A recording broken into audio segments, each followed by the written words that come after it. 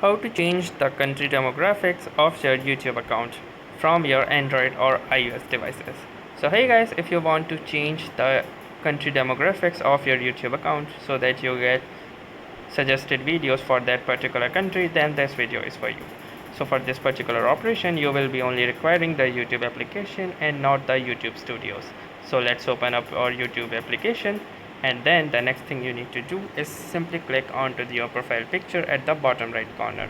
Once you click here, it will open the following interface. Now the next thing you need to do is click onto the settings gear icon at the top right. Then under the settings, click onto this general option at the first. Then under the general, you can see this option of location.